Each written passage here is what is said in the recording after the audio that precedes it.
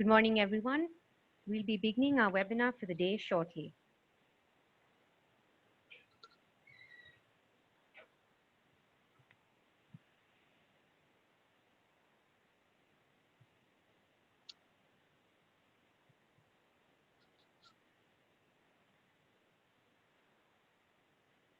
Good morning, everyone, and thank you for joining us for the 7th webinar in our Road to Recovery series, Glimmers of Hope for Air Travel or Just a Mirage. Today, we welcome special guest Chuck Thaxton, Managing Director, Data Science and Research at Airline Reporting Corp, for a conversation with David Morrow, VP Global Marketing at Adara. We'll begin our webinar today with the latest updates from Adara shared by Carolyn Corda, Chief Marketing Officer at Adara, and hand it over to Chuck Thaxton to share the latest air travel trends from ARC. For those of you joining us for the first time, Carolyn Corda is an industry leader in customer data and predictive intelligence. As the Chief Marketing Officer of Adara, she's responsible for aligning the brand with the company's expanding mission and growth goals. Prior to Adara, she was Managing Director at Accenture, where she led the applied intelligence practice for the travel sector. Before that role, Carolyn was a senior executive at Epsilon with responsibility for developing and launching new data solutions.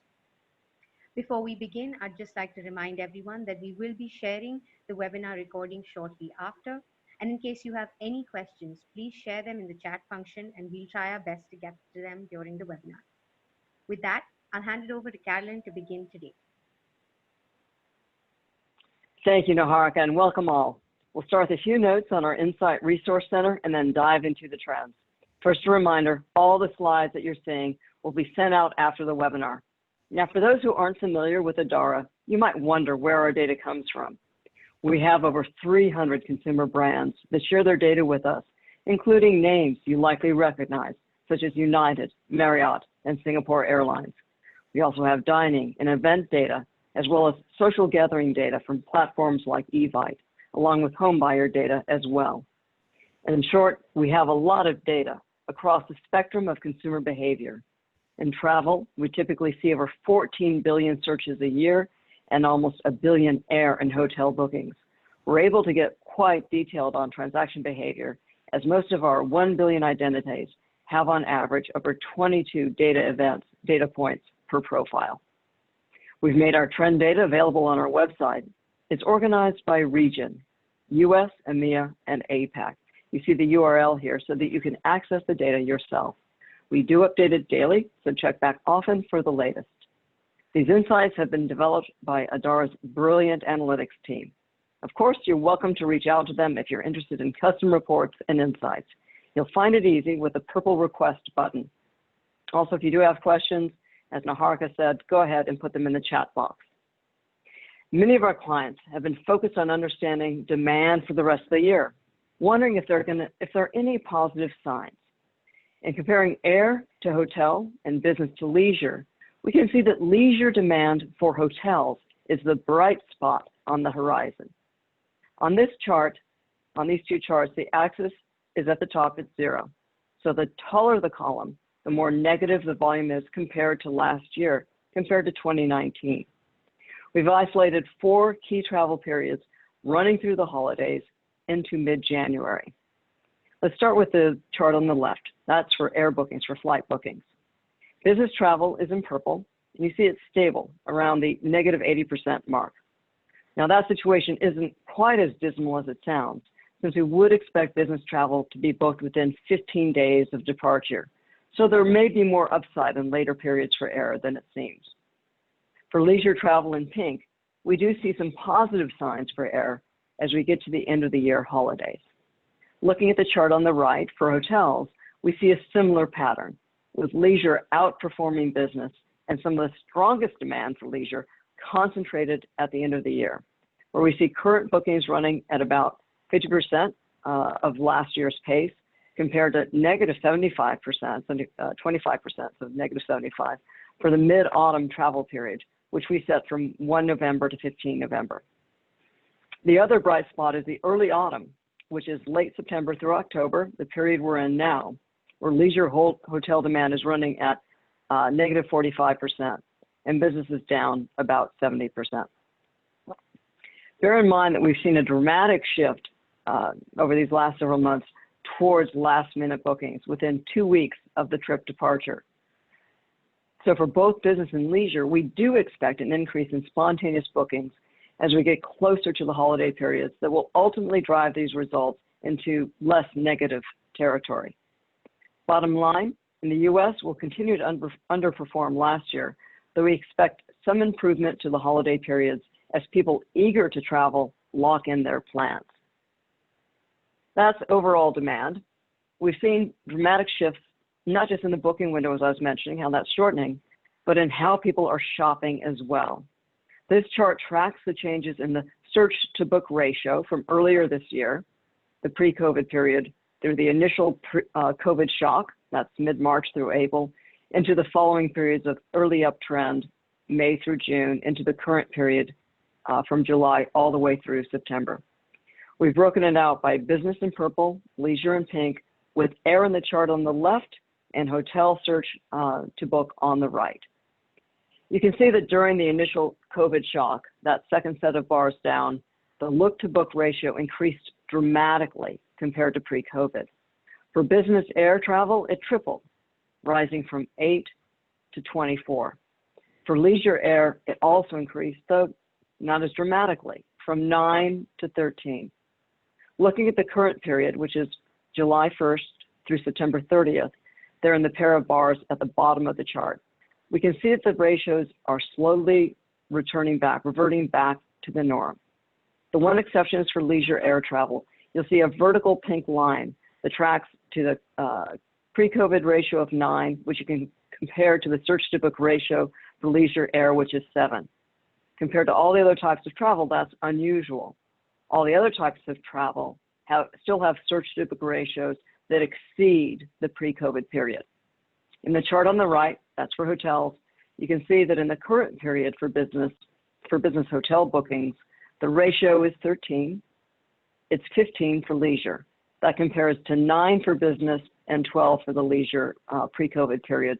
So still in excess of what those ratios had been pre-COVID. In previous sessions, we've shared that the booking windows have gotten shorter. People are traveling more spontaneously. Yet, in terms of their shopping behavior, they're looking at more options, shopping more before they make a decision, with the exception there of leisure air travel. This presents a challenge for marketers who need to anticipate that a trip is imminent, yet the traveler will be shopping across more sites. In a few minutes, Chuck will be sharing some very interesting findings on the length of haul for air travel, an important characteristic about how people feel about flying again. We also find it helpful to understand the balance of how people are getting to their vacations, their mode of travel. Are they flying or driving? Throughout the summer, we heard so much about drive vacations in the press. That was the main story that dominated. You may remember from our own previous webinars that though we did see an uptick in drive vacations, people flying to their vacation spot remained a critical part of the market. So here we've been able to get a US-wide aggregate read in terms of what the proportions are. And this chart underscores that trend that flying to your vacation spot is an important trend. Now, drive vacations are important. They represent about 70% of the total. Moreover, that proportion has been very stable. Here's how we determine the split. Let me walk you through that, a little bit of the methodology. We looked at, for all the hotel bookings in our system, we calculated the distance from the booker's home city, from the person who's going to be traveling, from their home city to the location of the hotel. If that distance was more than 600 miles, roughly a 10-hour drive, we designated it a fly mode trip. If it was under 600 miles, we categorized it as a drive mode trip. Certainly not a perfect method, and we've each heard anecdotally of people driving 20 hours to their vacation spot, and we saw plenty of flight bookings throughout the summer on the Los Angeles to Las Vegas route, which is only 270 miles. Nonetheless, we've used it as a consistent measure, and it's helpful to see that the increase is 5%, from 65 to 70% for drive markets, and it's been in that range for the past 5 months. For marketers, knowing that there is still a segment out there that is flying, can help you better target potential origin markets. Don't ignore people in the fly markets, since they remain a significant source of demand. That covers how people are traveling. Let's turn now to who is traveling. At Adara, we can detect who are the road warriors and who are the novices based on past behavior, looking back into 2018 and 2019. We've created 3 categories of travelers based on our proprietary travel value score, which is a composite metric that reflects a customer's potential as a traveler. I should point out, Adara's data is more heavily weighted towards leisure and unmanaged travel compared and a little less weighted towards corporate travel. We've put people into 3 buckets based on their past behavior. The low score is a category for travel novices. They're taking, in typical times, 3 to 5 trips per year. Those that are in the medium category are traveling generally 1 to 2 times per month and spending up to $20,000 per year. And then finally, we have those that are in the high category, the road warriors, who have 3 or more trips per month in more typical times and are spending over $60,000 per year. These are the people that usually belong to multiple loyalty programs at the elite level. We've looked at the mix of these travelers based on air bookings for the pre-COVID period compared to late August and September. In the pre-COVID period, road warriors contributed about 29% of all air bookings. What proportion of the bookings do they contribute now? That's the question. And what do you think? Is it down 10%, up 10%, the same? I'll give you a second to think about it and then we'll reveal it. Well, who guessed the same? Because surprisingly, it stayed exactly the same. 29% in the pre-COVID period and 29% now in the current period. Here's the full view. The column on the left is a customer mix based on air booking contribution in the pre-COVID period. The column on the right reflects the proportions combined in August and September. We see a shift with more booking activity generated by the medium value travelers, the green block. These travelers increased from 47% to 66% over the course of the year. Which customer segment is down? The travelers in the past that have been the low frequency, the low potential value travelers. They're down 20%, from 24% at the start of the year to 4% now. Some of my clients found this surprising, believing that low fares had attracted more new travelers to the skies. It seems that the more seasoned travelers are the ones that have been faster to return to air travel, likely those that are more comfortable with the process in general, or perhaps feeling like I'm sure a lot of us here on Zoom feel a desire to be traveling again. For marketers, this suggests that a significant proportion of your likely travelers are already there in your database. It's more critical to catch the travelers you already know when they're ready to travel, and you still need to pay attention to the new prospects that you can rebalance those resources around converting new prospects to your brand. Adara has recently begun using our multidimensional data to gauge how consumers are adapting to the new normal. We've used our data to create the Adara Consumer Vitality Index that accounts for both financial resources individuals have at their disposal, as well as their willingness to participate in group and public settings, to be physically close to others, whether that is in restaurants, shops, or on planes. We've taken 5 dimensions of our data: travel in pink, real estate in green, dining in purple, live entertainment events in turquoise, and social gatherings such as birthday parties and baby showers are in orange. They're indexed to the first normal week of the year, the week ending January 12th. That's the first column on the left, which is the basis for the index. There's a column for every week of the year up until the week ending 27th September. We're looking at 2 things here: the volume of activity, which is the height of the column, and the composition of each column, reflecting which types of activity have been most prevalent. Focusing on the recent period, shaded there in gray, the last 5 weeks, we see that every block of color, except green, that's real estate, has been remarkably stable. Consequently, the height of the column is essentially determined by the volume of real estate activity. What's noteworthy is that we're expecting more variation in travel with the end of summer. And we're keeping a close eye on dining and expect more volatility as restrictions on indoor dining change. And a change of weather make it less comfortable to dine outside. We'll be posting this index on our website in the next week, so you're welcome to check back to see how consumers' behavior is progressing. Let me close with, we'll be hosting our first ever virtual conference in 2 weeks, Carpe Data. You'll see it posted here. It's intended to help to give you insights and tools and insights to manage through these challenging times. We'll put a link in the chat box, and you're welcome to sign up for alerts for sessions as we make them available. I'm delighted to introduce our guest. It's Chuck Thaxton. As Naharka mentioned, he's principal on the innovation and analytic teams at Airline Reporting Corporation, and he champions the creation, incubation, and development of new ideas. After leading the company's program to consolidate global ticketing data into ARC's core data asset, Chuck is creating and researching new ways to leverage ARC's vast air ticketing data and travel intelligence independently and in combination with other data sources to increase analytic opportunities for ARC customers. Chuck brings over 30 years of technology experience to ARC with leadership roles in engineering, analytics, marketing, and product development. His prior experience includes work across multiple industries at companies including Travelport, WorldSpan, Sabre EDS, and American Airlines. I'm particularly delighted to have Chuck as our guest today, as I've had the honor of knowing since we worked together back at Sabre. Welcome, Chuck. I'll turn it over to you now. Thanks, Carolyn. And it's great to join you here and be able to share some information with the Adara clients. Just a real quick backgrounder on ARC. I'll next show you ARC's mission, and I'm not going to read this to you, but basically ARC is the agency that sits between travel agencies and airlines in the US and does financial settlement across those two organizations. Last year we cash flowed somewhere north of $90 billion across the two. This year it will be slightly less than that.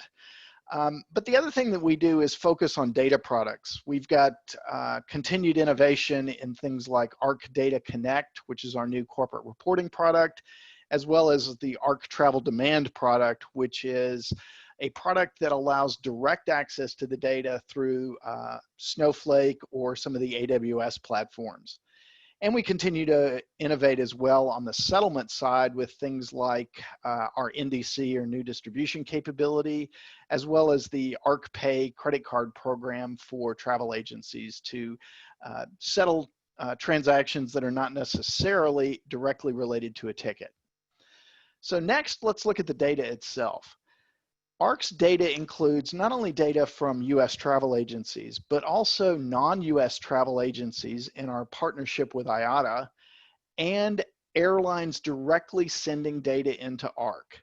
We have data for over 390 airlines, over 230 countries, and we collect somewhere north of 2.5 billion passenger trips on an annual basis across 90,000 agency locations, as well as all the airlines that we collect data for. So our data is very comprehensive, not only for the US market, but also globally to explain kind of what's going on and see what's happening around the world. And we're going to talk about that with some US data today, as well as some global perspective from a number of markets. Now, next I want to show you the actual sort of context of what we're seeing in the recovery. Most of the slides in the data that we're going to share has this kind of sort of a feel for it. So toward the right or toward the left-hand side, you can sort of see what's happened over 2018, 2019, and get a feel for where things are in a normal environment. And then we'll show specifically what's been happening since the March timeframe when things really started to become the depth of the crisis, and then show you how it's recovering over on the right-hand side. So at the depth of the crisis, we were seeing ticketing volume around the world down 83% compared to 2019. No real news there. It's just the context is it was very, very bad, of course. We are also seeing recovery now about 50% of the 2019 levels.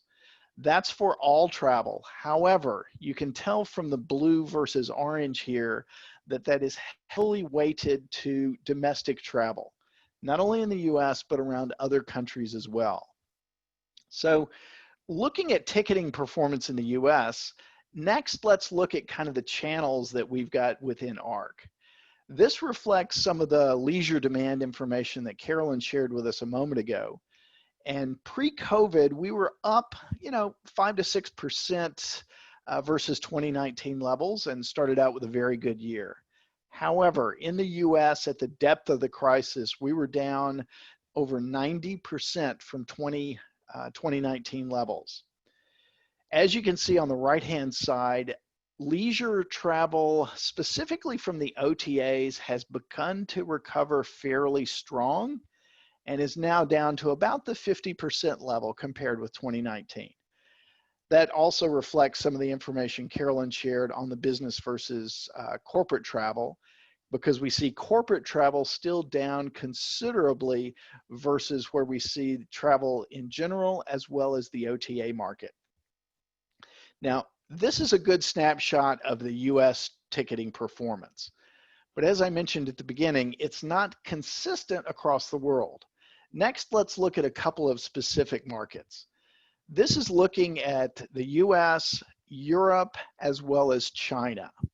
Now, the drop in China, or the depth of the crisis, occurred prior to most of the rest of the world for all sorts of reasons that we're aware of, and that occurred earlier in the year.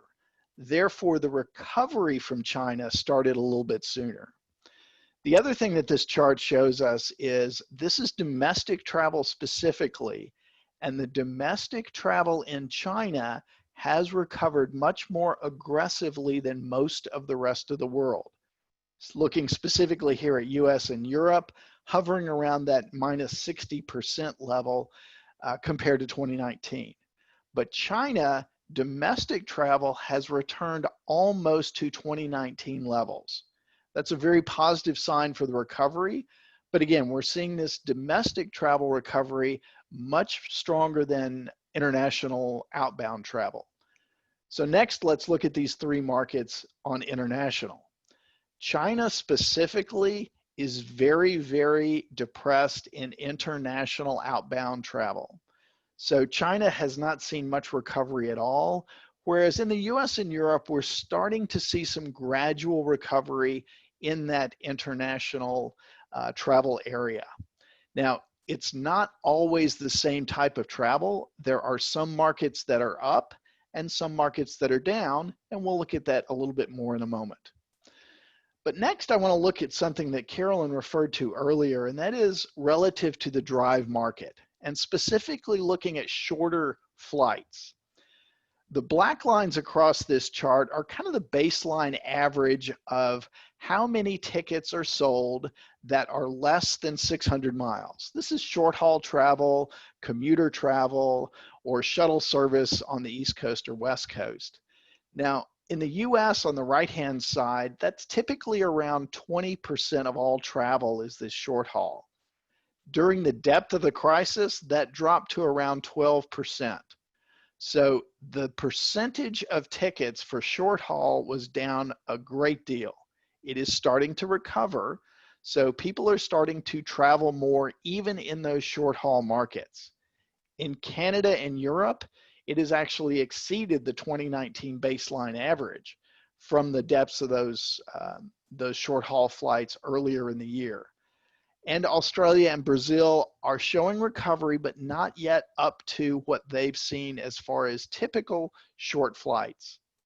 The reason for this is multiple reasons for this, but we probably were seeing a lot more drive traffic during the depth of the crisis as people were concerned about flight safety. Now, most airlines have really increased dramatically the safety measures, not only in the wearing of masks, but disinfecting of the aircraft itself and spaced seating on those aircraft. So most of the airlines have adopted dramatic measures to increase safety and perception of safety for travelers. And that's a good thing. But back to where people are traveling. Next, I'd like to look at sort of how those destinations are changing by region. Now, let me explain the data that we're looking at here.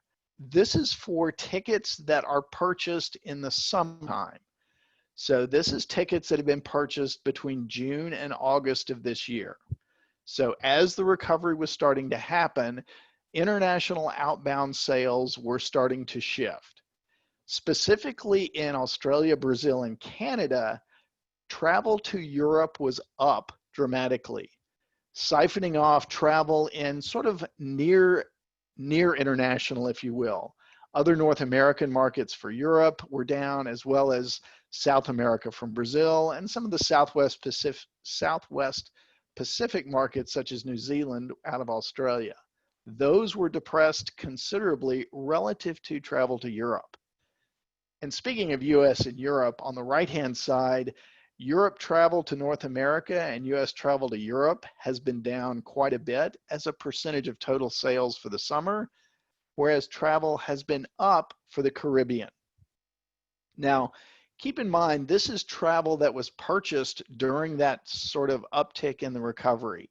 Not all of this travel occurred in the summer, and we've started to see that a lot of people are picking up travel deals even for vacation and holiday travel in 2021. So as those deals become available to Europe or the Caribbean and planning for holiday travel in 2021, we're seeing a pronounced uptick in that travel volume. Given some of the airlines' waiving of fees for changes and cancellations and that sort of thing, we expect this to be a very good market driver for increased demand in air travel. One of the other demands that I want to look at, or one of the other drivers of demands that I want to look at is next looking at average ticket price. So this is average ticket price for domestic round trip travel across, again, 4 international markets: Australia, China, Europe, and the US. The historic average in 2019 was, what it has been generally for the last couple of years. It has decreased slightly over the last couple of years, but the 2019 average was what we would have likely expected. During the recovery period and the last 4 weeks, we've seen those average ticket prices for domestic round trips drop with a fairly good pace, if you will. For example, in China, it's dropped from 217 to 164, and the US has dropped quite a bit from an average ticket price of 436 down to 270. Couple of reasons for that. Historically, a lot of that average ticket price is last minute and corporate travel. As we saw in an earlier slide, that corporate travel is not what it used to be yet. So a lot of the leisure demand is represented in that average ticket price. So good deals are out there for domestic round trip. International travel, which we'll look at next, has been a little bit more of a mixed bag. We saw the demand for Chinese international travel very, very low. So the supply and demand has driven that average ticket price for international round trip out of China considerably higher. We've also seen some of that in Australia, whereas in the US and Europe, the average round trip international tickets are lower. Now, part of that lower is travel outside the US to international destinations is more to the Caribbean and less to Europe and other destinations. So that will drive quite a bit of that decrease in international round trip ticket prices. But again, there are values out there even for international travel. So planning of 2021 holidays may be a good thing to do at this point. Switching back to the US specifically, I wanted next to look at kind of where people are traveling. And this is the 2020 rank of the top cities that people are traveling to for domestic travel in the US and where they have moved up in the rankings versus a historical average. It's interesting that most of these markets where we've seen the biggest moves in the ranking of travel destinations are to beach destinations or the great mountain states in Montana and that area. So people are really looking at places where they can enjoy their holidays without necessarily being in a lot of crowds. And next, if you look at who is down for the year, a lot of these are mid-market cities, and these have moved down in the rankings relative to where they are historically. Buffalo, Madison, Pittsburgh, St. Louis, just to name a few. So the interest in going to metropolitan destinations and into crowds has decreased somewhat, whereas some of the beach destinations and the mountains and the national parks has increased. Now, one other caveat here is the top 10 markets for travel, such as New York, San Francisco, Miami, and Los Angeles, really have not changed much. So the big markets are still getting the demand relative to the percentage of travelers. And we expect that to continue because those are just large markets, and there will continue to be a robust recovery in those markets relative to the rest of the US. So let me summarize next real quick, kind of the major points that we're seeing. Recovery in air travel is happening. It is not a mirage, but it is gradual at this point. It's not yet consistent, so we are seeing some discrepancies in things like international versus domestic, but most of the regions around the world are starting to see some green shoots or recovery at some level. In the US specifically, the recovery has been steady, and we have seen this since the recovery began back in the midsummer timeframe. It has not yet shown strong momentum, but it is gradually improving, and we expect that recovery momentum to continue through the end of the year and the holiday season, as Carolyn was showing earlier. And finally, referring back to some of the average ticket prices that we showed, there are quite a bit of travel deals out there now as airlines continue to look for ways to stimulate demand. And that could pay off if you're planning for future travel or even travel in the 2021 holiday seasons. So we are seeing some travel deals out there. And that's kind of the way we see the summary of the recovery happening. It's gradual, but it is happening and isn't a mirage. So with that, let me turn it back over to David for some final questions and comments. Thank you very much, Chuck, and great presentations so far this morning. I've got a few questions to pose to both Chuck and Carolyn after that. So I'm going to start off actually, Chuck, going back to some of a few slides ago in your presentation. You talked about the changes in average ticket prices and some of the reasons behind that. Are there any other reasons that you can think of that are causing those changes in ticket prices? And yeah, do you think it'll stay that way? Yeah, David, it's really driven by a number of factors, but there is a supply and demand factor. There are seats available and people are looking to fill those seats. You no longer have to buy a ticket in a full airplane, and that has not yet recovered. So that's driving some of that ticket price down. The other thing in the historical change in average ticket price is different markets. As I mentioned, people flying to the Caribbean versus flying to Europe or Asia will drive that ticket price down just a little. As far as will it continue, each airline is going to set their own prices and will have their own revenue management strategies. So predicting that is not something that I can really do. That said, most of the airlines are working on ways to stimulate demand, such as waiving the change fees, which we've seen most announcements for, making travelers feel safe with things like wearing masks and allowing people to be flexible in their schedules to make people feel safe in flying at this point. Mm-hmm. Great, thank you. Thank you. Question for both of you now. So Adara is seeing some improvement in hotel bookings for Thanksgiving and the end of year holidays. Do you think there'll be more improvement, and do you think air will catch up? And let's start with you, Chuck, for that. Yeah, as one of the things, as Carolyn mentioned on the advanced purchase, we have been seeing a noticeable shift in advanced purchase. The average advanced purchase is getting shorter, especially in the US. It's historically been, 40 days or so, and it's been around 30 days. However, averages can be misleading.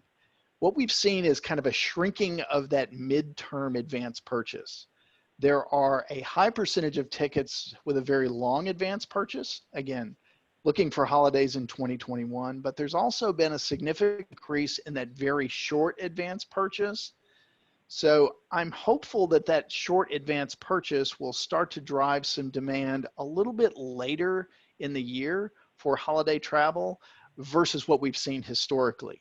Again, the demand or the supply and demand factor will come into play. So we're expecting some hopefully improvement in late recovery for that holiday travel. Mm-hmm. What about in other geographies? Quite honestly, David, I haven't looked at it that closely in other geographies, so I'm really not sure what's going on in those areas. Okay, no problem. Well, Carolyn, let's give the same original question to you. Yeah, and you know, I think we're looking at similar sorts of data, and so I think, you know, we're seeing the same thing in terms of the change in the booking windows that Chuck's referring to. I think there's an interesting corollary or an example from what we saw, particularly around 4th of July and around Labor Day. And it was 7 days right before each of those holidays. And we just saw this tremendous flurry of booking. And so, you know, yes, it's definitely gotten shorter. You know, we're seeing a lot more in the 0 to 14 days in this, and as well as Chuck mentioned, 2-3 months out as well. So that it's that middle part that's dropped out.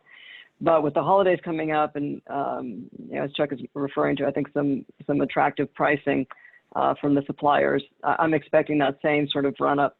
And I think it was also interesting that, you know, particularly for those periods, it was some of the top places being booked were places like Las Vegas and Miami, places that were relatively congested, where people might expect to be in close contact with one another. And so, you know, we thought of these as perhaps the more resilient travelers, those that were more comfortable and more willing to be in close proximity. And so I think there's, you know, continuing evidence of that sort of pent-up demand. People see travel as, you know, part of their human DNA. And so I would expect that we'll see similar big bumps as we get close to those other holidays. Okay, thank you. Let's turn to the role of data. Something that is very close to all of our hearts. So how is the role of data changing? Carolyn, why don't you start this one?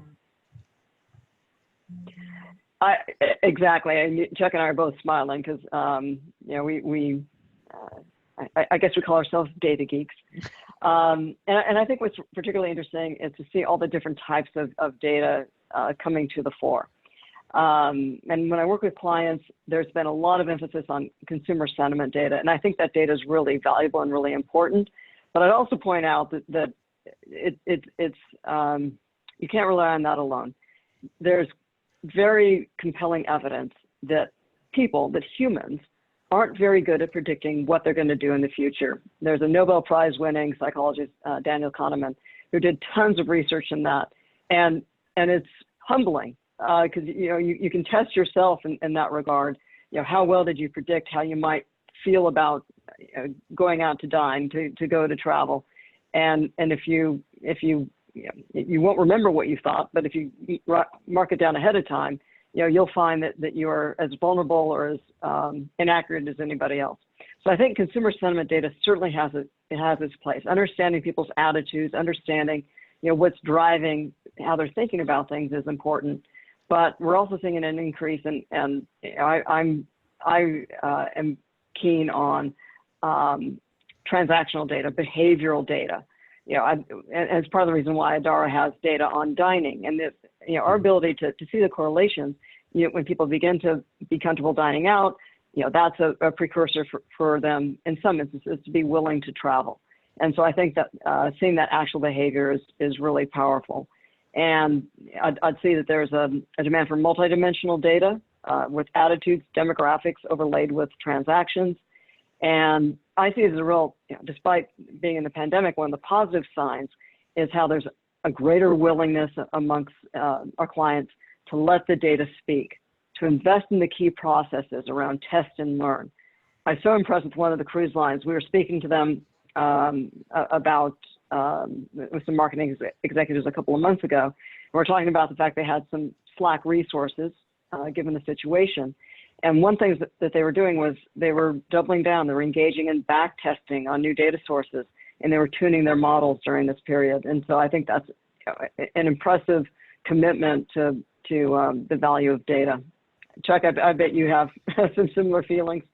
Yeah, and Carolyn, I would echo some of the things you said about new data sources and some of the different things that we historically haven't looked at as much, such as consumer sentiment.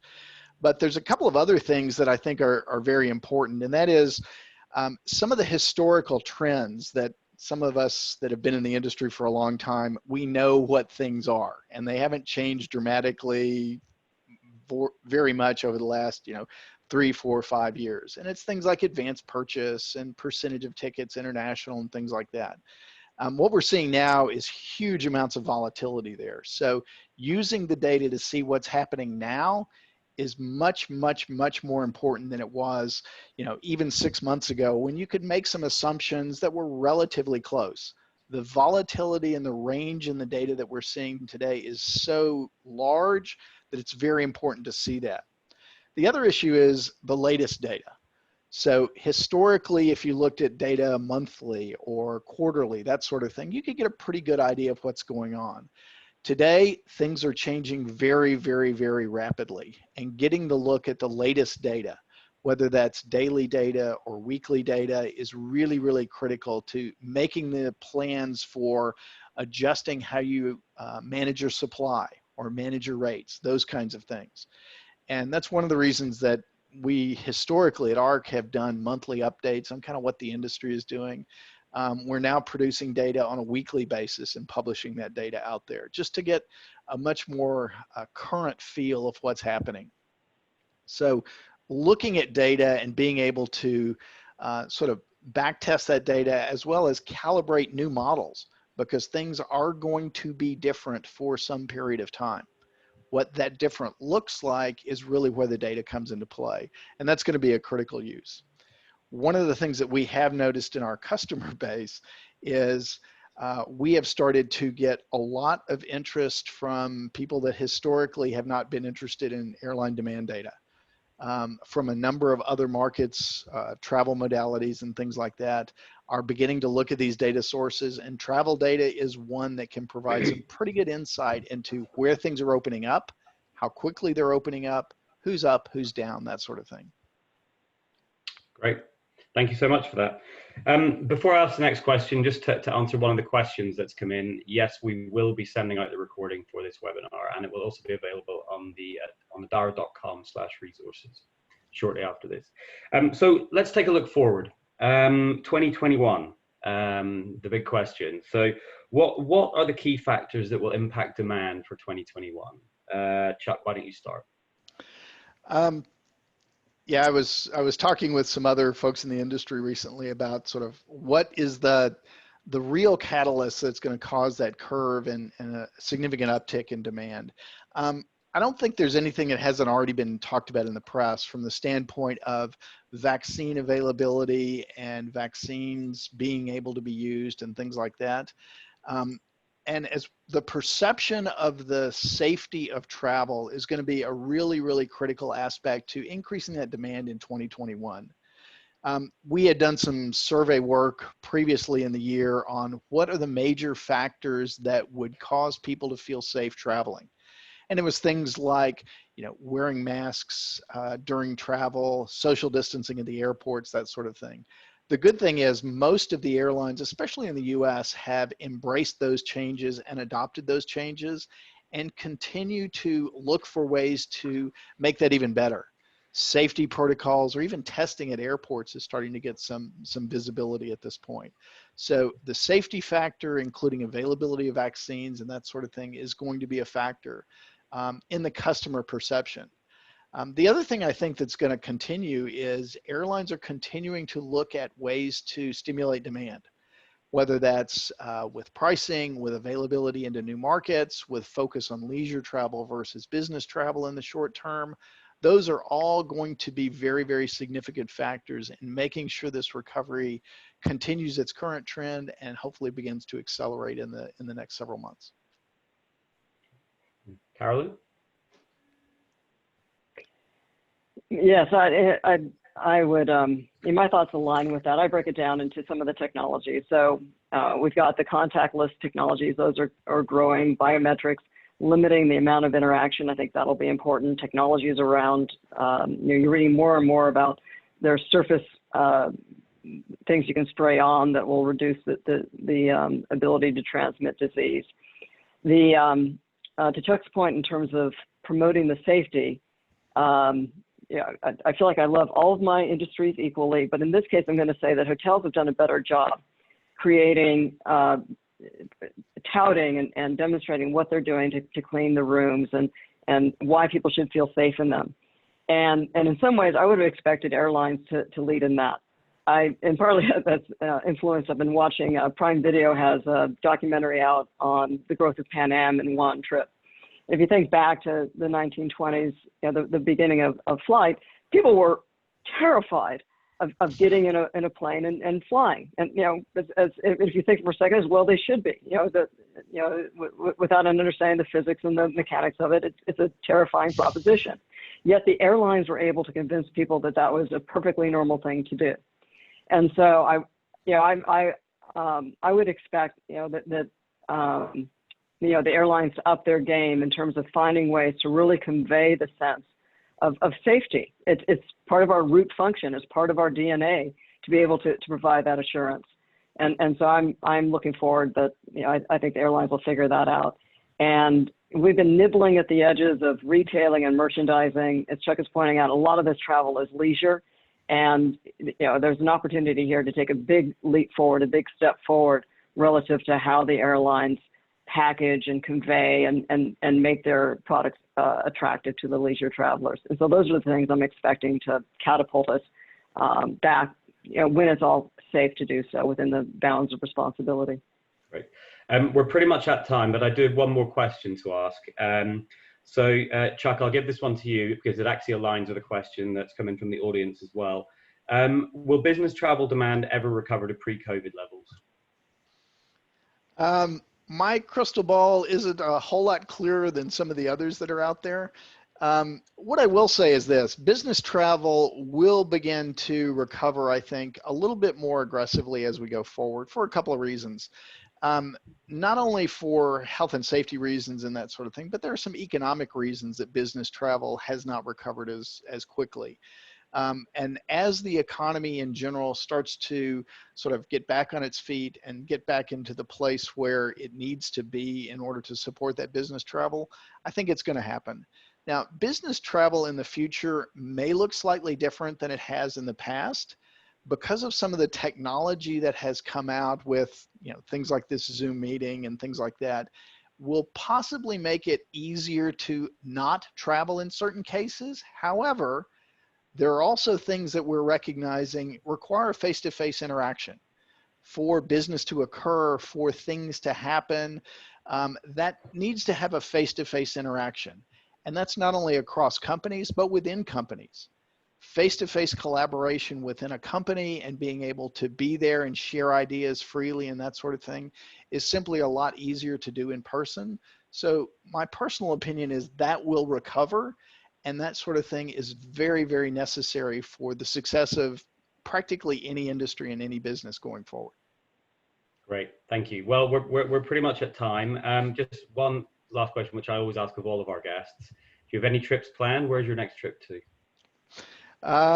Next trips aren't fully planned yet. However, I have planned my 2021 holiday at this point, and probably later this year we'll be traveling a little bit more over the holidays as well. Great. Great. Thank you so much. Thank you so much, Chuck, for being our guest today. We're very appreciative of your time and the great insights you provided. One last reminder, we will be sending a recording of this webinar out shortly. And later today, you will also be receiving more information on our virtual conference that Carolyn mentioned earlier, Carpe Data 2020. We'll be announcing our keynote as well as some of our first sessions. So look out for all of those emails coming out later, and you can sign up and be the first to get ready for those great sessions that are coming up. Thank you, everyone. Thank you. Cheers.